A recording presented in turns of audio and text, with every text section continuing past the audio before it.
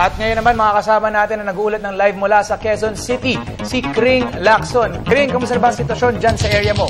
Oo, Sandro. Dumaan tayo sa Visayas Avenue at tila napakaraming puno ang nagsibagsakan sa area. At sa katunayan nga, napakahirap ng dumaan sa Visayas, lalo na dun sa mga maliliit na kalsada kasi maraming sanga at puno ang nagsibagsakan dito. At napakalakas ng hangin. Ang pakiramdam tila liliparin ka sa lakas nito.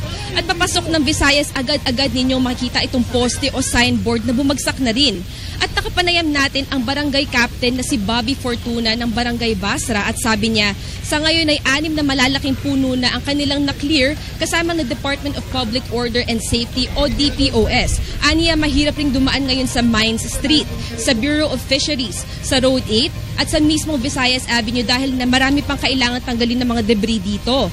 Ayon din kay Fortuna, nagsisiliparan na yero at marami dito ang nagagaling sa informal settlers area pero konti pa lamang sa mga informal settlers ang nagsilikas dahil aniya hindi pa naman daw bumabaha. At samantala, ang mga officers ng DPOS ay nakakalat sa QC area.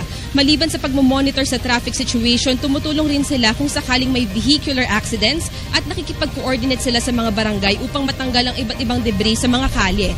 At kung sakaling kinakailangan ninyo ang kanilang tulong, maaari silang i-contact sa kanilang Spider Base na 924-1063. Uulitin ko po ang numero ay 924-1063. At yan ang latest ngayon. Mula dito sa Quezon City, ako si Kring Lacson. Balik sa inyo. Maraming salamat sa iyo, Kring Lacson.